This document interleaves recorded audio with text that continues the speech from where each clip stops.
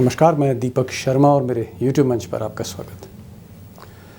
दोस्तों, यूँ तो प्रधानमंत्री मोदी को और गृह मंत्री अमित शाह को मणिपुर जाना चाहिए था, लेकिन मोदी जी मणिपुर जाने की हिम्मत नहीं कर पा रहे और अब जैसे हिम्मत अमित शाह की भी टूट गई है।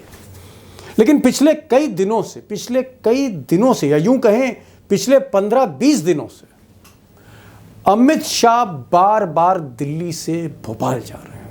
दिल्ली भोपाल, भोपाल दिल्ली, दिल्ली भोपाल। आप कह सकते हैं कि हर 48 घंटे में अमित शाह भोपाल में, एक पैर दिल्ली में, एक पैर भोपाल में। मिसाल के तौर पर बुधवार को वो दिल्ली से भोपाल गए थे, बृहस्पतिवार को फिर भोपाल से दिल्ली आ गए, आज शुक्रवार है, शनिवार को फिर जा रहे हैं और रविवार को फिर लौटेंगे वो भोपाल से दिल्ली। अब सवाल ये है कि ये बार बार भोपाल जाने का मतलब क्या है? अब अमित शाह के बार बार भोपाल जाने की ये जो बेचैनी है, इस बेचैनी के पीछे ये है मध्य भारत के ये तीन बड़े राज्य, या यूं कहूं बीजेपी आरएसएस के 3 बड़े किले, 3 मजबूत गढ़ जो धीरे धीरे दरक रहे हैं। और अगर ये किले दरक गए तो आश्चर्य मत करिएगा, मोदी के हाथ से 2024 भी दरक सकता है। अब दोस्तों, मोदी और शाह के लिए खतरे की घंटी कोई इंडिया नहीं बजा रहा है, विपक्ष नहीं बजा रहा खतरे की घंटी। खतरे की घंटी बीजेपी की, भाजपा की जो अपनी इंटरनल असेसमेंट रिपोर्ट्स हैं वो बजा रही हैं।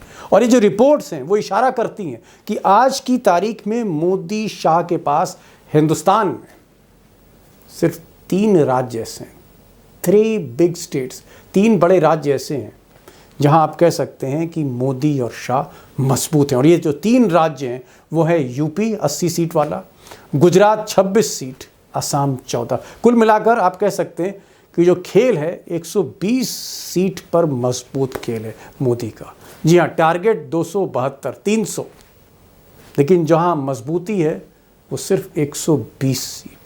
और जो फ्रेश रिपोर्ट है, जो लेटेस्ट रिपोर्ट है, या यूं कहें जो सर्वे आ रहे हैं, उसमें भाजपा के 3 ये स्टेट्स, जी हाँ, छत्तीसगढ़, मध्य प्रदेश और राजस्थान, इसमें सबसे बुरा हाल है। यानी अगर आप यूपी, असम और गुजरात हटा दीजिए तो ये जो 3 स्टेट्स हैं सेंट्रल इंडिया, जो एक आप कह सकते हैं कि 2014 में और 19 में जहां से मोदी जी ने जीत का सेहरा पहना था, यहां पर स्थिति बहुत खराब है। और सर्वे बता रहे हैं कि मध्य भारत मोदी के हाथ से निकल रहा है। अब दोस्तों, ये जो 3 बड़े राज्य हैं मध्य भारत के, जहां मोदी और शाह की अग्नि परीक्षा है कुछ महीने बाद, ये जो 3 राज्य हैं सेंट्रल इंडिया के, इसका जो एपी सेंटर है वो रायपुर में नहीं है, छत्तीसगढ़ में नहीं है, वो राजस्थान में जयपुर में नहीं है, वो जो एपी सेंटर है वो भोपाल में। यानी जो पल्स है भाजपा की, वो जो नब्ज है वो भोपाल में, जिसे आप गढ़ कह सकते हैं भाजपा का और आरएसएस का। और वहीं उसी एपी सेंटर से खबरें अच्छी नहीं आ रही मोदी और शाह के लिए। अब दोस्तों, यहाँ पर 2 बातें बड़ी महत्वपूर्ण हैं। एक ये कि मध्य प्रदेश अगर आप देखें, सबसे बड़ा राज्य देखें, वहाँ पर 20 साल से, तकरीबन 20 साल से शिवराज सिंह चौहान की छाप है।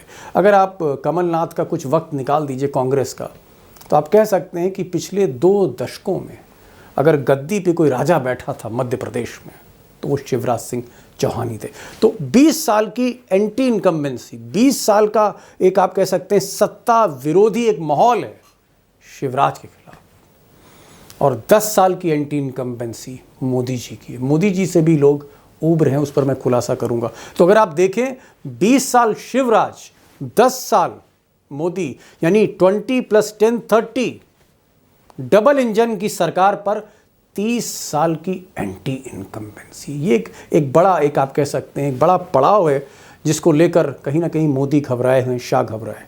और दूसरी चीज़, सर्वे ये भी बताते हैं कि पिछली बार मध्य प्रदेश बीजेपी हार गई, राजस्थान बीजेपी हार गई, छत्तीसगढ़ बीजेपी हार गई, लेकिन जब कुछ महीनों बाद चुनाव हुए तो मोदी का डंका बजा और मोदी को खुलकर वोटर ने, चाहे वो मध्य प्रदेश में हो, चाहे वो छत्तीसगढ़ में हो, चाहे राजस्थान, खुलकर मोदी को वोट मिले। और मोदी आप कह सकते हैं कि जयपुर से लेकर रायपुर तक स्वीप कर गए। लेकिन इस बार मोदी जी को लेकर भी मोह भंग है। तो सवाल इस बात का है कि अगर मध्य प्रदेश हाथ से निकला, छत्तीसगढ़ निकला और राजस्थान निकला, तो इसका सीधा असर, इसकी छाप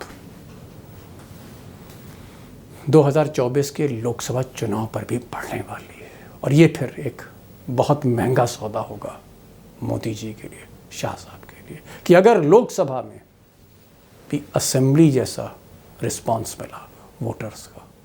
तो दोस्तों, क्या वाकई नाव पलटने जा रही है मध्य भारत में मोदी जी की और शाह साहब की? और अगर ये नाव पलटी तो क्या फिर 2024 में भी डुबकी लगानी पड़ जाएगी मोदी जी को इस बार?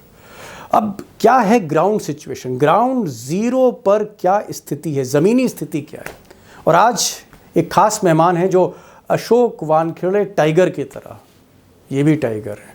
सवाल है, दिल्ली के टाइगर नहीं है, ये भोपाल के टाइगर है। डॉक्टर राकेश पाठक खुलकर बोलते हैं, डरते नहीं हैं डबल इंजन की सरकार से। और एक ऐसे संपादक हैं जिन्होंने पूरी उम्र मध्य प्रदेश की रिपोर्टिंग को दे दी है, डॉक्टर राकेश पाठक। और इन्हीं के पास हम भोपाल चलेंगे और हम डिकोड करेंगे कि क्या मोदी और शाह की नाव वाकई पलटने जा रही है। और अगर ये नाव पलटी, then what's going to happen, फिर होने क्या जा रहा है। ज़्यादा वक्त नहीं लूँगा, चलते हैं डॉक्टर साहब के पास। मेरा पहला सवाल है, और जो सवाल डॉक्टर साहब मुझे समझ नहीं आ रहा है, इसलिए मैं आपसे पूछना चाह रहा हूं, क्योंकि आप तो हथेली की तरह मध्य प्रदेश को जानते हैं। मैं फॉलो कर रहा हूं अमित शाह को, मोदी जी के चाणक्य को, और मैं देख रहा हूं कि ये जो अमित शाह हैं, ऐसा लगता है एक पैर उनका दिल्ली में है तो दूसरा पैर भोपाल में है। कभी कभी मैं सोचता हूं उन्होंने अपना दफ्तर दिल्ली से हटा के वो भोपाल लिया है। हर 48 घंटे पे अमित शाह वहीं पर है। पिछले आप देख रहा था मैं, बुधवार की रात वो पहुंचे, फिर बृहस्पतिवार तक सुबह रहे, फिर आके पार्लियामेंट ज्वाइन करी, अब फिर वो कल वहां पहुंच रहे हैं भोपाल, फिर वो इंदौर जाएंगे। ये अमित शाह का बार बार भोपाल जाना, क्या ये एक संकेत है कि बीजेपी का सबसे मजबूत गढ़ मध्य प्रदेश, आरएसएस का सबसे मजबूत गढ़ मध्य प्रदेश, क्या ये हाथ से निकल रहा है और इसीलिए बेचैन अमित शाह बार बार भाग रहे हैं भोपाल? दीपक जी, ये बहुत सीधा सवाल है और तो सीधा उत्तर। आमतौर पर मैं इस तरह की घोषणाएं नहीं करता हूं, दावे नहीं करता हूं, लेकिन मध्य प्रदेश के जो हालात हैं वो निश्चित तौर पर संघ और बीजेपी की प्रयोगशाला होते हुए भी मध्य प्रदेश फिलहाल बीजेपी के हाथ से निकलता हुआ दिखाई दे रहा है। अमित शाह का बार बार दौरा, शिवराज सिंह चौहान, नरेंद्र सिंह तोमर, ज्योतिरादित्य सिंधिया, इन सब के बीच एक हताशा दिखाई दे रही है कि सब कुछ करके भी मध्य प्रदेश जाता हुआ दिखाई दे रहा है। और इसके पीछे कई सारे कारण हैं। एक तो 2018 की हार भी, क्योंकि बीजेपी जानती है कि सत्ता परिवर्तन जनता के मूड से हुआ था। जनता ने 2018 में उन्हें सत्ता से बाहर बिठाया था। वे जिस तरह सिंधिया के दल बदल के चलते दोबारा सरकार में आए हैं, तो वे ये जानते हैं कि जनता के मन में वो कसक बाकी है अभी, कि हमने तो कांग्रेस को चुना था 5 साल के लिए, आप तो येन केन प्रकार सत्ता में आ गए। इसलिए मैं समझता हूं अमित शाह के जो बार बार दौरे हैं, हम घंटों का अंतराल देख सकते हैं। आपने बिल्कुल ठीक कहा कि वे कुछ कुछ घंटों के बाद भोपाल आ रहे हैं। 2018 में भी इसी तरह उनके दौरे होते थे, उनका वॉर रूम था यहाँ पर। इस वक्त भी वो हताशा दिखाई दे रही है बीजेपी में, क्योंकि शायद भारतीय जनता पार्टी भी इस बात को समझ रही है कि लगातार 20 साल सत्ता में रहने के बाद जो एंटी इनकम्बेंसी हम लोग अखबारी भाषा में कहते हैं, वो उसको भी महसूस कर रहे हैं कि जनता के भीतर वो है। तो खतरा बीजेपी के सामने मध्य प्रदेश में बहुत बड़ा है। एक चीज और डॉक्टर साहब, मैं ये देख रहा हूँ कि जितने भी सर्वे आ रहे हैं, चाहे वो गोदी मीडिया के सर्वे हों, चाहे वो कांग्रेस के कोई सर्वे हमेशा आगे ही होंगे क्योंकि विपक्षी पार्टी, लेकिन बीजेपी की जो सर्वे, वो भी कह रहे हैं कि भाई कंफर्टेबल मार्जिन से कांग्रेस मैदान जीत रही है।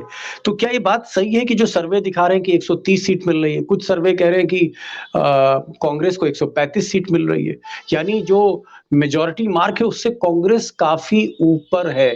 कि आज की स्थिति में अगर चुनाव होते हैं, मैं एक ईमानदार जवाब चाहता हूं बहुत, कि क्या हम ये मान ले कि बीजेपी हार गई मध्य प्रदेश आज की स्थिति में?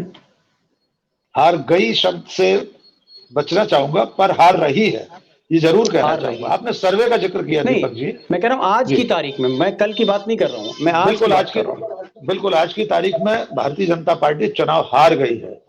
इसका एक दो और प्रमाण मैं आपको बताता हूं। देखिए, शिवराज सिंह चौहान जिस तरह इस वक्त घोषणाएं करने में लगे हैं, हजारों लाखों करोड़ की, 3,20,000 करोड़ का कर्जा है मध्य प्रदेश की सरकार पर, 20,000 रुपए माह उसका ब्याज देना पड़ता है मध्य प्रदेश की सरकार को। 20,000 करोड़, सॉरी 3,20,000 करोड़ का कर्ज है। लगातार लाडली बहना योजना, दुपहिया वाहन बांटना किसानों के लिए, मध्य प्रदेश सरकार के वित्त विभाग ने सरकार को और मुख्यमंत्री को लिखित में अपनी आपत्ति दर्ज कराई थी कि ये योजनाएं ठीक नहीं है, इससे विकास कार्य प्रभावित होंगे। उन्होंने कहा मैं पैसे ले आऊंगा, मैं तो आईडीबीआई उससे ले आऊंगा, एशियन डेवलपमेंट बैंक से, फलाने से ले आऊंगा। ये जो हताशा है, ये जो बता रही है कि भारतीय जनता पार्टी अच्छी स्थिति में नहीं है। नहीं आज की तारीख जी। मैं एक सवाल यहाँ पर, एक और इसी में एक सप्लीमेंट्री क्वेश्चन, कि अगर आप कह रहे हैं कि आज चुनाव होता है तो भाजपा के हाथ से चुनाव निकल गया, और यही चीज कमोवेश जो सर्वेज हैं वो भी बताते हैं, मैं आपसे जानना चाहूंगा कि अगर मैं 3-4 कारण जल्दी में अगर आपसे पूछूं कि व्हाट आर द 3-4 रीजंस, 3-4 कारण क्या हैं कि मटिया मेट कर दिया है बीजेपी को मामा ने? नंबर 1, भ्रष्टाचार। जो कर्नाटक में भारतीय जनता पार्टी की स्थिति थी दीपक जी, वहां 40% सीएम का नारा लगा था, और जिस दिन वहां कांग्रेस जीती उसके अगले दिन से मध्य प्रदेश में कांग्रेस ने 50% पे सीएम का नारा फैला दिया था, उसके होर्डिंग बैनर लग गए थे। हमने पिछली बातचीत में आपको बताया। 50% तो सर बहुत हो गया सर। 50% कमीशन अगर कोई लेगा तो फिर रेत के पुल बनेंगे मध्य प्रदेश में, तो सर ऐसा रेत की दीवारें खड़ी होंगी। ऐसा ही 50% कमीशन, 50% के फ्लैक्स होर्डिंग भोपाल में, प्रदेश की राजधानी में, सरकारी दफ्तर में, मंत्रालय की दीवारों तक पर लग गए थे रातों रात, फिर हटा दिए गए। स्वाभाविक है, किसने लगाए आज तक कोई नहीं जानता। लेकिन पहला कारण, आपने 3-4 कारण पूछे। नंबर 1, भ्रष्टाचार के मामले में मध्य प्रदेश बहुत ज्यादा ऊंचे पायदान पर है। व्यापम से शुरू करके अगर आप पटवारी परीक्षा तक आ जाएं, एमपीपीएससी का रिजल्ट नहीं निकलता। पब्लिक सर्विस कमीशन 2019 के इंटरव्यू अभी तक नहीं हुए हैं। जवान लड़के लड़कियां बेरोजगारी में से निकलकर आयु सीमा पार कर जाते हैं। हर परीक्षा में भ्रष्टाचार इस कदर होता है कि परीक्षा होती नहीं है, होती है तो पेपर आउट हो जाता है। पेपर आउट होने के बाद अगर परीक्षा हो जाए तो उसके रिजल्ट में जो कुछ होता है वो पटवारी परीक्षा में हमने देख लिया। Number 1। Number 2, Bharatiya Janata party के भीतर जिस तरह की अंतर कलह है वो पहली बार है।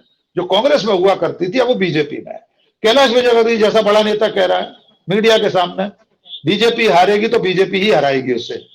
ये जुमला तो कांग्रेस के लिए इस्तेमाल होता था, बीजेपी के अंदर से कहा जा रहा है। बीजेपी में कई तरह की भाजपा है, शिवराज भाजपा, नाराज भाजपा, महाराज भाजपा।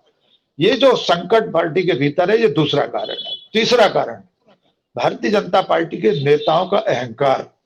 मध्य प्रदेश जैसा अहंकार शायद देश में कहीं नहीं होगा बीजेपी के नेताओं, क्योंकि लगातार 20 साल सत्ता में रहने के कारण उन्हें इतना अहंकार हो गया कि आप आम बोलचाल में, आम बातचीत में, लोगों के साथ संवाद में उसे देख सकते हैं। चौथा कारण, जो नौकरशाही है मध्य प्रदेश की, उस नौकरशाही में भी एक खास तबका है, एक ग्रुप है जो मुख्यमंत्री को घेरे हुए है।